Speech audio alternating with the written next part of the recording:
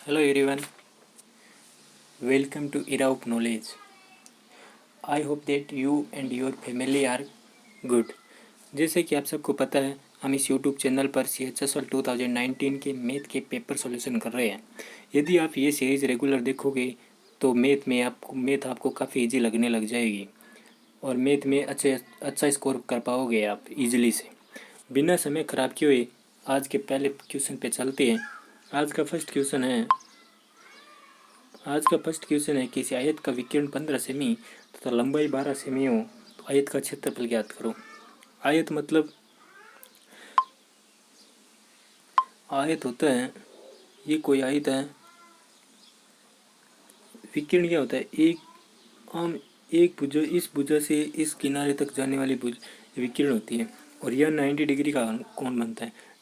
जब 90 डिग्री का त्रिभुज बनता है तो आपको सबको पता होगा ट्रिपलेट लगता है। मतलब ए का स्क्वायर प्लस बी का स्क्वायर इक्वल टू होता है सी का स्क्वायर। ये कर्ण होता है, ये लंब होता है, ये आधार होता है। तो ये इसका कर्ण है, ये कर्ण हमें दे रखा है 15 और ये इसका आधार है, ये इसकी लंबाई दे रखी है 12। ये मान लो अक्ष है, ये भुजाएं हैं ए बी सी डी। तो जब मतलब हमें अक्ष निकालना होगा तो होगा अक्ष स्क्वायर प्लस 12 का होल स्क्वायर इक्वल टू होगा 15 का स्क्वायर। जब यहाँ से हम सॉल्यूशन करेंगे तो अक्ष का मान आएगा 9, तो ये होगा 9। और जब आप सबको पता होगा, आई होप डेट की आप जानते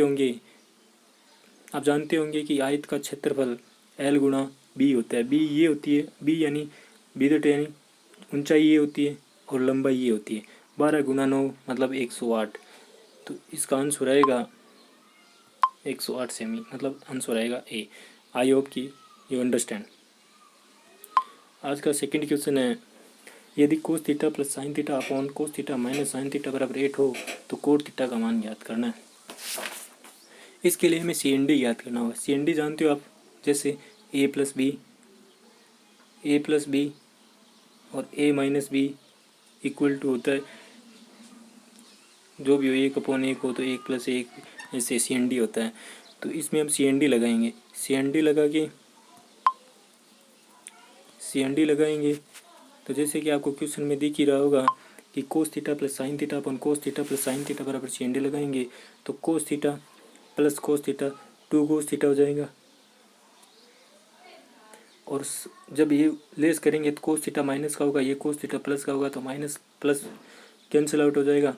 और साइन थीटा प्लस का हो जाएगा तो नीचे 2 साइन थीटा हो जाएगा, 2 साइन थीटा। और ये बात जब इसमें 8 में हम CND लगाएंगे तो 8 नीचे मानो 1 है तो 8 + 1 9 और 8 माइनस एक बार नीचे माइनस करना है तो 8 - 1 7। तो ये 2 से 2 कैंसिल आउट। और अब सब जानते होंगे cos theta upon sine theta बराबर क्या होता है। कोस थीटा बराबर साइन थीटा क्या होता है, आप आशा करता हूँ आप जानते होंगे, कोट थीटा होता है। और कोट थीटा की वैल्यू दे रखी है 9/7। और हमें ज्ञात क्या करनी है, हमें ज्ञात ही कोट थीटा की ज्ञात करनी है। तो कोट थीटा 9/7, इसका मतलब इसका आंसर क्या होगा, इसका आंसर होगा 9/7 बी। आगे के क्वेश्चन पे चलते हैं।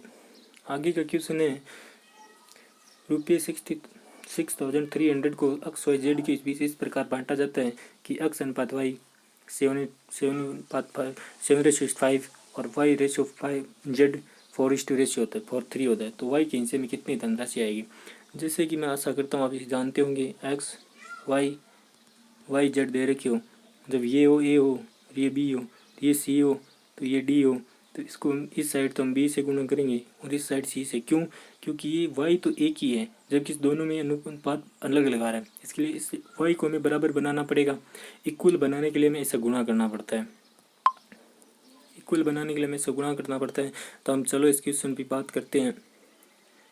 इस क्वेश्चन में हमें एक्स वाई जेड दे रखे, ये 7:5 दे रखे हैं और ये 4:3 दे रखे हैं। यहाँ हम 5 से गुणा करेंगे, यहाँ हम 4 से, तो इनका अनुपात आएगा 28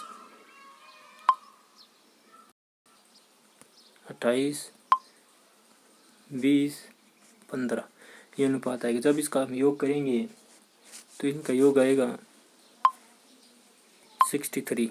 और 63 की वैल्यू हमें क्वेश्चन में 63 दे रखी है। 63 दे रखी है। इसका मतलब इसको 100 से गुणा कर गए। और हमें पूछा किसका है, हमें पूछा है वाई का। वाई का अनुपात क्या है, वाई का अनुपात है 20। इसका मतलब इसको भी 100 से गुणा करेंगे तो वाई को क्या मिलेगा, 2000 रुपये मिलेंगे। वाई को 2000 मिलेंगे। इसका उत्तर क्या होगा, मतलब इसका उत्तर होगा बी। अगले क्वेश्चन पे चलते हैं। आगे का क्वेश्चन है 10% वार्षिक साधारण ब्याज की दर से कितने वर्षों में 3500 रुपये की धनराशि 4500 रुपये हो जाएगी।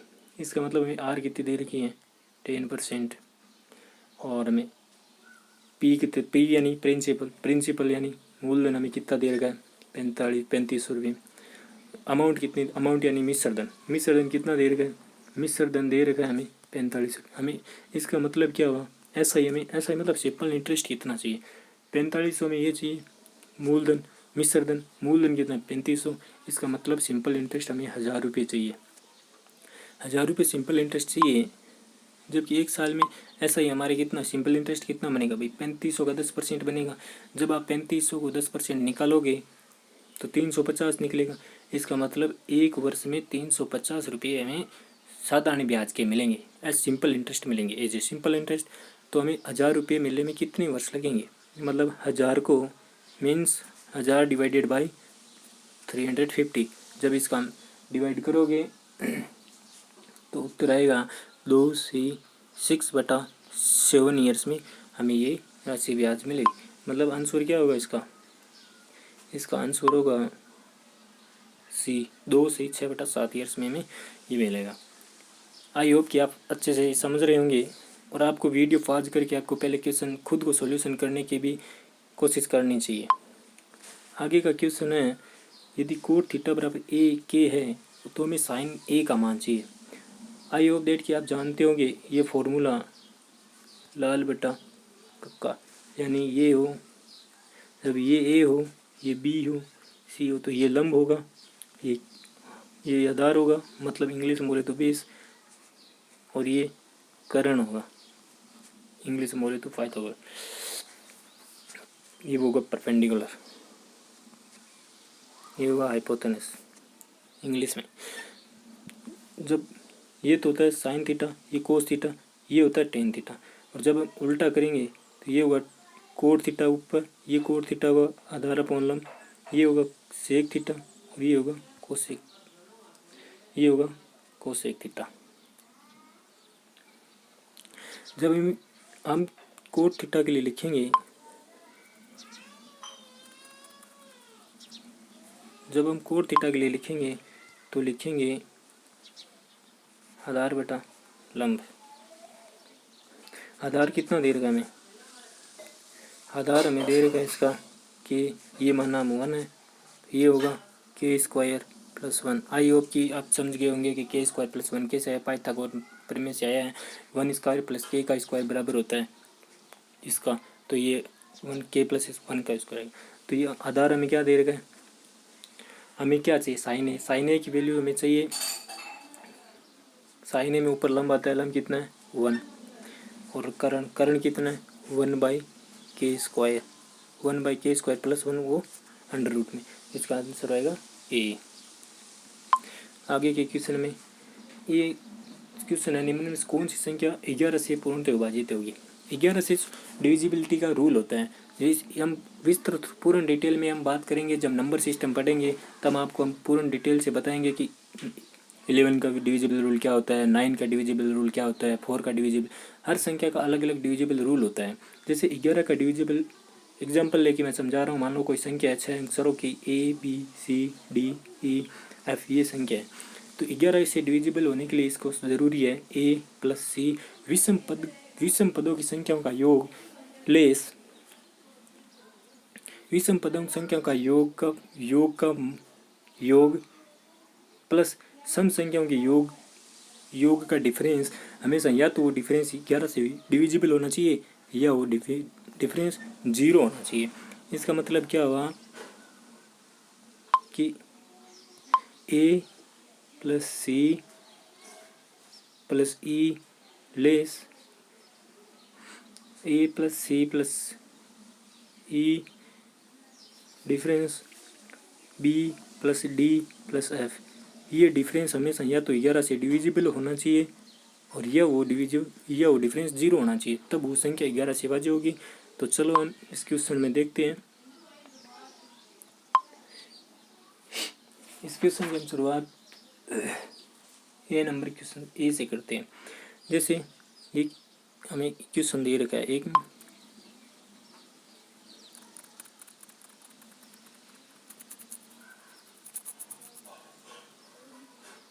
ये हमें क्वेश्चन दे रखा है 9 6 3 3 9 1। तो 11 से डिविजिबल की ज़रूरी है 9 + 3 + 9 9, ये हो गया 21।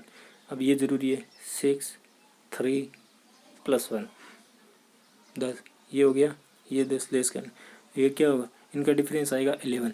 ये 11 से विभाज्य जरूरी विभाज्य है, इसका मतलब यही उसका आंसर होगा। या तो ये 0 आएगा या 11 के मल्टीपल में आएगा, तब वो संख्या 11 से विभाज्य होगी। इसी प्रकार 9 से डिविजिबिलिटी का रूल होता है, जो हम आगे आगे अलग अलग चैप्टर वाइज पढ़ेंगे। जैसे बाकी और देख लो आप, और में ये रूल नहीं लिखेगा। जैसे एग्जाम्पल के लिए एक ऑप्शन और लेते हैं हम, ऑप्शन से देखिए तो सेकंड नंबर ले लो। जैसे 1 1 6 5 7 1, तो इसके लिए ज़रूरी है 1 + 6 + 7, इसका योग क्या हुआ 14।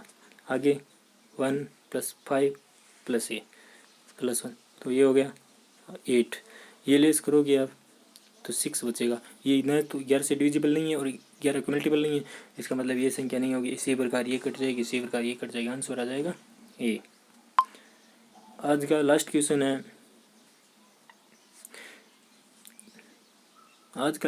है, बिंदु एम 15 सेमी परित्रिज्या वाले किसी त्रिभुज ए बी सी की परिवर्त का परिकेंद्र है। मान ले बी सी 24 सेमी है, एम एल बी सी पर लंब है, एम एल की लंबाई क्या होगी। ये माना एक त्रिभुज है, ये एक त्रिभुज परपेंडिकुलर समकोण राइट एंगल त्रिभुज है, और बी सी 24 सेमी, इसका मतलब बी सी ऐसे होगा कोई, ये बी सी 24 सेमी है और एम एल बी सी पर लंब है, ये बी और सी पर लंब है। एम परित्रिज्य समको राइट एंगल का सर्किल रेडियंस का यहाँ होता है, यहाँ से ये कोई बिंदु एम है, यहाँ से ये कोई बिंदु एल है, ये यहाँ पे लंब है। ये क्या होगा, ये इसको 1/1 रेशो में डिवाइड करेगा हमेशा। ये 24 होगा, ये जब ये एम बिंदु परित्रिज्या जब 15 होती है ना, परित्रिज्या समकोण त्रिभुज की परित्रिज्या क्या होती है, कर्ण/2, मतलब बी ए की आधी होगी। इसका मतलब ये परित्रिज्या होती कहाँ से, परित्रिज्या सी से एम तक परित्रिज्या होती है, और ये हमेशा बी ए की आधी होती है। मतलब ये 15 है तो ये भी 15 होगी, और ये भी 15 होगी, तो ये 30 होगी। तो जब इसकी सहायता से हम AC भी निकाल सकते, कैसे निकालेंगे, 30 का स्क्वायर - 24 का स्क्वायर, इससे निकलेगा तो आंसर आएंगे, इसका आएगा 18, मतलब AC है 18। तो हम जब सीधे निकालेंगे, जब एग्जाम में निकालने हो तो ये तो हमेशा याद रखना 1:1 में होगा, डिवाइडेड होगा।